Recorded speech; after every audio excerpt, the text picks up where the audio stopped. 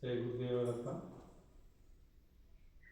ఈ వీడియో చూస్తున్న అందరికీ దత్త భగవాన్ ఆశీస్సులు ఏర్పడి వారి కుటుంబాల్లో ఉండే సర్వ కష్టాలన్నీ కూడా దూరమైపోయి వారి కుటుంబాలకి ఆయురారోగ్యాలు అష్టైశ్వర్యాలు దత్త భగవానుడు అనుగ్రహించాలని చెప్పి మనస్ఫూర్తిగా కోరుకుంటూ, ముఖ్యంగా ఈ వీడియో చేయడానికి కారణం ఏమంటే, సుదూర ప్రాంతాల నుంచి దత్తాత్రేయ పీఠానికి ఎంతోమంది భక్తులు వచ్చి దత్త భగవాను దర్శించుకుని వెళ్తున్నారు అనమాట.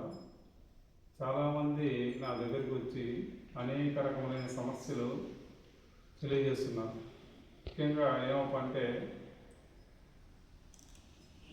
ఉన్నది ఉన్నట్టు కుటుంబానికి మరణాలు ప్రాప్తించడము, కుటుంబాలు అభివృద్ధి లేకపోవడము, చాలా రోజుల నుంచి వాళ్ళ కుటుంబాల అనారోగ్య సమస్యలతో బాధపడము, అదేవిధంగా వంశాల అభివృద్ధి లేకపోవడము ప్రధాన సమస్యలుగా మనకు తెలియజేస్తున్నాను.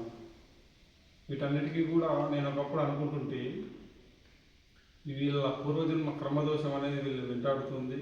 ఆ కర్మదోష ప్రభావం వల్ల వీళ్ళ కుటుంబాలు ఇబ్బంది పడుతున్నాయి, ఆ కర్మదోష ప్రభావం వల్ల ఈ కుటుంబాలు బాధపడుతున్నాయని చెప్పి అనుకుంటుంటే, కానీ ఇది ఒక 50% వరకు వాస్తవం. కానీ సాధ్యమైనంత వరకు నేను స్వయంగా వాళ్ళ గృహాల్లోకి వెళ్ళి పరిశీలన చేసిన తర్వాత నేను గ్రహించినది ఏమంటే, ఎవరికైతే అకాల మృత్యువు ప్రాప్తిస్తుందో, ఎవరి కుటుంబాల్లో అయితే మృత్యుదోషంతో మనిషి మరణిస్తున్నాడో వాళ్ళకి ప్రధానమైన సమస్య ఏమంటే వాస్తుదోషం అన్నమాట.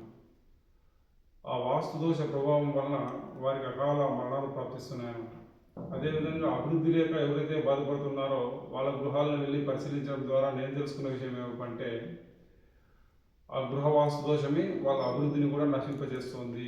వారు ఏం చేసినప్పుడు కూడా ప్రయత్నాలన్నీ కూడా విఫలమైపోతున్నాయి. లక్ష్మీదేవి అనుగ్రహం కలగడం లేదు, వ్యాపారం నష్టం వస్తుంది, చేసే వ్యవసాయంలో నష్టం వస్తుంది.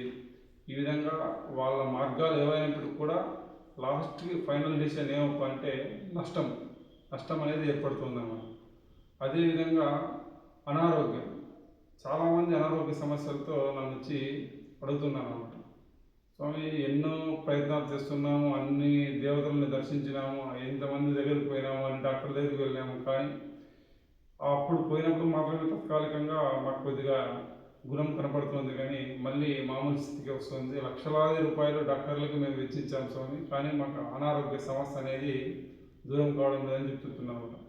నేను వెళ్ళి ఆ గృహాన్ని పరిశీలించిన తర్వాత 100% నేను నిర్ణయం చేసింది ఏమంటే, 100% ఆ గృహం స్థానబలం సరిగ్గా లేకపోవడం, ఆ గృహంలో వాస్తుదోషం ఎక్కువగా ఉండడం ద్వారా వాళ్ళ కుటుంబాలే అనారోగ్య సమస్యలతో బాధపడుతున్నాయన్నమాట. దానికి ప్రధాన కారణం వాస్తుదోషమే. అదేవిధంగా వంశం అభివృద్ధి లేకపోవడం అన్నమాట. చాలామంది కుటుంబాల్లో వంశాల అభివృద్ధి లేక బాధపడుతున్నారు. దానికి కారణం కూడా నేను వెళ్ళి వేలాది గృహాలను పరిశీలన చేశాను. నా అనుభవంలో వంశం ఏ కుటుంబానికైతే ఉండదో వారికి 100% ఆ స్థానబలంలో దోషం ఉందన్నమాట. అభివృద్ధి లేకపోవడం కానీ, అనారోగ్య సమస్యలతో బాధపడడం కానీ, లక్ష్మీదేవి అనుగ్రహం లేక బాధపడడం కానీ, కుటుంబానికి అనారోగ్యం ఎక్కువగా రావడం కానీ అన్నిటికీ కూడా ప్రధాన కారణం 100% వాస్తుదోషం ఉంది. తన బలం కంటే తన స్థానబలము 100 రెట్లు ఫలితాన్ని ఇచ్చేది. ఎప్పుడైనా కూడా మానవుని యొక్క గ్రహజాతకము ఆ గృహజాతకంపై ఆధారపడి ఉంటుంది అన్నమాట. మనిషి అభివృద్ధి కావాలన్నా, మనిషి పూర్ణాయుష్కుడై జీవించాలన్నా, మనిషి అధికారాన్ని సొంతం చేసుకోవాలన్నా, మనిషి అభివృద్ధి పథంలో ముందుకు పోవాలన్నా, కుటుంబాల అభివృద్ధి పథంలో ముందుకు పోవాలన్నా, అన్ని రకాలుగా సుఖ సంతోషాలతో ఉండాలన్నా కూడా ఆ గృహజాతకమే ప్రభావం చూపుతుంది అన్నమాట.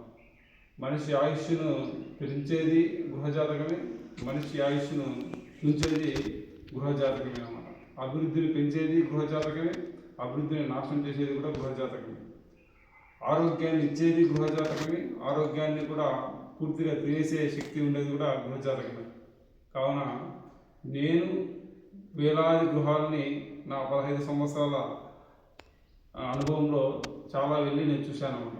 కానీ ఎవరైతే నేను చెప్పానో ఇప్పటి వరకు నేను ఆ ప్రభావాలన్నీ కూడా ఏ గృహంపై ఉంటాయో వారికి 100% గృహజాతక ప్రభావమే. ఆ గృహజాతకంలో దోషం ఉండడం వలన, వాస్తు పురుషుని దోష ప్రభావం వలన మాత్రమే ఆ గృహాలు అనారోగ్యంతో కానీ, అభివృద్ధితో కానీ, సంతానం లేక కానీ ఆయుష్ లేక కానీ బాధపడుతూ ఉంటాయన్నమాట. కావున మీరు ఎప్పుడైనా కూడా గృహాన్ని నిర్మించాలి అనుకుంటే వాస్తు నిపుణుని దగ్గరికి వెళ్ళి అతని దగ్గర వాస్తు ప్రకారం గృహాన్ని నిర్ణయించి తద్వారా గృహాన్ని నిర్మించండి అన్నమాట. తద్వారా మీ కుటుంబాల అభివృద్ధి పథంలో ముందుకు వస్తాయి. ఎందుకంటే మనిషి జీవితంలో ఒకసారి గృహాన్ని నిర్మించడానికి ఎంతో కష్టపడతాను అన్నమాట. కాబట్టి ఆ గృహాన్ని నిర్మించే సమయం మీ భవిష్యత్తు ఆధారపడి ఉంటుంది. కాబట్టి ఆ గృహాన్ని నిర్మించే సమయంలో మీరు వాస్తు నిపుణుని సంప్రదించి గృహాన్ని నిర్మించుకుంటే మీ యొక్క కుటుంబాలు అభివృద్ధి పథంలో ముందుకు పోతూ సమాజ అభివృద్ధి కోసం కూడా మీరు ప్రయత్నం చేసే అవకాశం ఉంటుందన్నమాట. లేకుంటే మీ కుటుంబాలు ఎప్పుడైతే బాధపడుతుంటాయో, మీ కుటుంబాలు ఎప్పుడైతే చిన్నభిన్నమై అన్ని రకాలుగా ఇబ్బంది పడుతుంటాయో అప్పుడు మీరు సమాజానికి ఏం చేయలేరు, మీరు మిమ్మల్ని కూడా రక్షించుకోలేరు అన్నమాట. కావున మీరు సమాజానికి సేవ చేయాలన్నా కుటుంబం మీ అభివృద్ధి పథంలో ముందుకు పోతే మాత్రమే సాధ్యమవుతుంది. కావున మీరు ఎప్పుడైనా కానీ గృహాన్ని నిర్మించాలి అనుకుంటే భవిష్యత్తులో మీకు ఏ రకంగానే ఇబ్బందులు రాకుండా ఉండాలంటే వాస్తు ప్రకారం గృహాన్ని నిర్మించుకోవడం ద్వారా మీ కుటుంబాలు అభివృద్ధి పథంలో ముందుకు పోవడానికి అవకాశం ఎక్కువ ఉంటుంది. కావున ఎప్పుడు కూడా తొందరపాటు నిర్ణయం తీసుకోవద్దండి. ఇవన్నీ మూఢనమ్మకాలు అని మాత్రం చాలా వరకు కొట్టివేయద్దండి. ఎందుకంటే నా అనుభవంలో వేలాది గృహాలని నేను పరిశీలించి చూశాను. ఎవరు ఎక్కడికి వెళ్ళినప్పుడు కూడా వాళ్ళ కర్మ ప్రభావం వల్ల వాళ్ళు బాధపడుతున్నారని చెప్పి అనుకోవడం తప్పు. వాళ్ళ గృహ ప్రభావం అనేది 100% వాళ్ళ ప్రభావం చూపుతుంది. నేను ఎన్నో వేలాది ఉదాహరణలు నేను ఇవ్వగలను. వేలాది గృహాలకు వెళ్ళాను, నేను చూశాను. కావున తప్పుడు నిర్ణయం ఎప్పుడు కూడా